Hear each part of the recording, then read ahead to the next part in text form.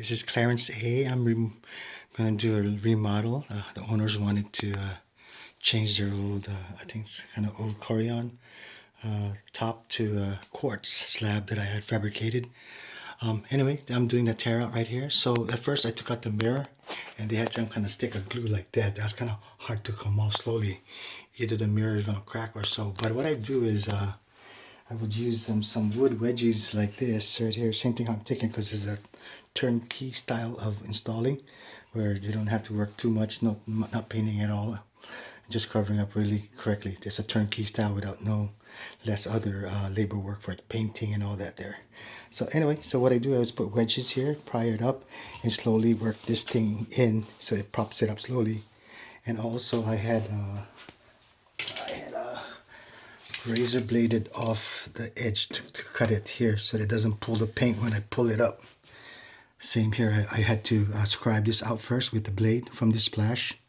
Don't just pop it out because it'll pull out the paint. If you know, pull out the paint, so you want to kind of cut it nicely because my finish will pass about an inch over after I'm finished, and then inch over this way too, and then to cover that without less work of painting there. So I'm gonna put it popping out and then prying this one out like this slowly.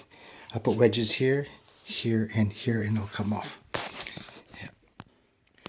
It's also good to take off this pipe here when you bring it out. Take off all the piping and all that there. So, and before you take off the countertop. So I had wedged it up, and it popped out slowly at a time. Just pry it up slowly with the wooden wedges slowly, or if it's too thick or harder, just keep going until you can hear the glue separate each other from there. Same thing how I took out that there. So, and that's what you gotta do. And I'm gonna be taking off this pipe here, take that off, and unscrew this on too, so that it'll just come off, doesn't break those piping stuffs there. So I took out the J pipe right here, so that it comes off easily, so it doesn't bend out when you take it out of there. So now it's easy to pry out. So, and this is the product here. So it's gonna be coming off slowly. Yeah. So it's off already. So I'm gonna just show you. I'm gonna install the countertop there. Yeah. So now I'm replacing it with a plywood here. It's gonna raise it up a little bit, so that way we'll be able to cover this when they put the splash. And my slab finishes right about here. Luckily, this one came off just a little bit, but luckily my finish finishes off past that. So that's what it looks like here. And so this is what I do also. I install from my sink here. So if you look at that, that's what it will look like. And there's raising set screws on all of those extensions out for the sink there for those guys. So I have 4 in each corner. So if I need to raise it up to the slab, I can lock it to slab when I mounted it to the quartz there. This one is more easier way I did it because if anything happens to the sink like that, it can be taken off also. The other style is that you won't be able to take out the sink, but this style you can. So it gives you what you call options. Yeah, so just in case anything happened to the sink. Knock on wood, it won't. I never had that happen for at least 20 years or so. I don't think it ever happened. But anyway, so this is a style that way is better. And there's a set screw to raise up the sink if it needs to be. And then so that way it's a nice tight fit. So and the next one will be installing the slab. And here's the sink. Here is a generic Kohler sink there. So anyway, this is what I said. And usually the generic ones, they have a cut back there, so the plumbing will have enough room space for the plumbing here. I always give the plumber enough space for him to do his plumbing, so that way his treads will lock into the slab there. And that's why they're happy with me. So this is the step here, and now we're going to install the slab. So now the sink is in, so this is what it looks like here. So now I'm going to be covering the splash. And as you see that, it passes that a little bit. When it finishes out, it'll be covering those tear out areas and cover for turnkey style install. So I'm going to be installing that there, and I'm going to be using trans white caulking in here. When you do the caulking, you want to make sure you lift it up, and then make sure you put a bead around it first, and then let me just show you that there. So okay, here's the silicone. There's a translucent silicone glue here. So I had locked that in the back to wherever I can lift this guy up here, so that I'll lock into and mount to the quartz there. So right here, Yeah, translucent white that matches the sink. It'll ooze out, and then I'll do my cosmetic work on that to make it all nice and tight. You want this bead thick also, so that way it'll have really, really waterproof, watertight. You don't want any leakage or anything like that. So this is what it looks like here. Now I'm going to be putting down the slab and doing my cosmetic work. Okay, I have the slab down. So if you look underneath here, the bead is oozing out a little bit. So that way it's watertight here. And now I'm going to clean it. You don't just go and wipe it. You want to make sure you have a release slick as a solution to clean it out. So this is what I use here.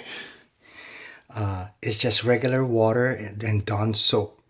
So that's a secret, you know, or you can use mineral spirit, but this is just regular water and a little bit of Dawn soap here. So Dawn soap now, Dawn soap. And you just spray. This will react as a release to not stick to the other items. It just will ooze into that because we already had to put the bead in there dry. So now I'm going to clean that out. So and here's a paper towel and all that there. So you just grab it here and then wipe it in out so that we ooze out. See, like that. And then you wipe your finger. Make sure you have lots of paper towel so it'll get it nice and cosmetically tight in there. So you just keep going, keep going. So the water, it won't stick now because it coated it with Dawn soap and water on the edges when it was dry. And every time you like that, just keep cutting it like that slowly. Don't go one time. Some people can go one time, but you just keep looking at it, make sure it's a tight fit there. So I'm gonna go ahead and finish this off and then install the backsplash. Okay, next step is installing the backsplash here.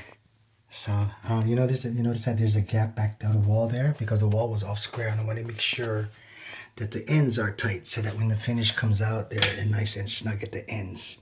So you can caulk that well there. So all of this will be covered because it'll overhang the tear out.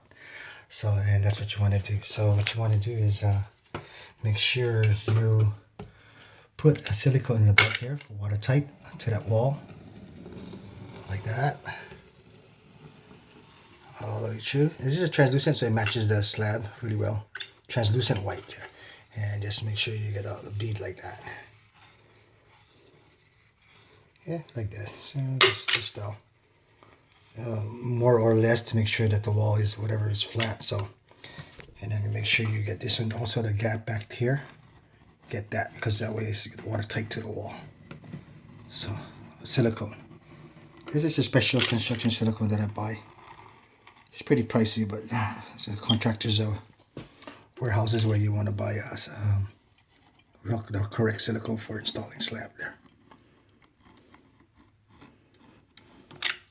So these are the silicones that I use here. So you don't find this in the what do you call it, stores. So this one right here, 502 American Sealing Incorporated. So seals, bonds, and it's very strong. Therefore, CAD installing, even big giant slab, you can install with that too. So, you know, earthquake proof kind of thing. And there's another one here, same company. They have the same chemical like this. American Silicon Sealant. Yeah. So that's what you want to do. Lock that guy in like that, and then do your locking. And I'm going to install the backsplash right now. Okay, I locked in the splash. So you notice that there was a tear out there before, but it's covering it because it passed that. And all of that there. And there's going to be a mirror here to cover that gap here. So, and the next step is, another step here is to make sure you want to, I had already caulked the back before one time. So now I'm going to hit it one time with a small tiny bead that is dry. And it's similar to when I put that sink in there. Just put a tiny little bead. It's dry. Enough to cover that gap there. So this one matches the slab pretty well there. All around here and to the end. So the ends are covered by the tear out. It passes the tear out. Here too, this corner, small bead. And it's dry. Make sure you don't spread it out too much so that way it doesn't go make a mess. You don't want to make a mess. And I'm going to do that also again, one more time, the Dawn soap water trick there to make it tight and cosmetically beautiful. and all that. Whoops, sorry. Cock this guy in here slowly. And then one more time, small little bead here also in the corners. So I already had prepped the back already with another caulk. This is going to be in the front to cosmetic finishing for watertight. Like that. So it's right now it's rough like that, small tiny bead, enough to cover the gap here. I'm gonna put one back here too for the replacing back the mirror. So that one kind of have a little big gap, so you want to kind of hit it pretty hard.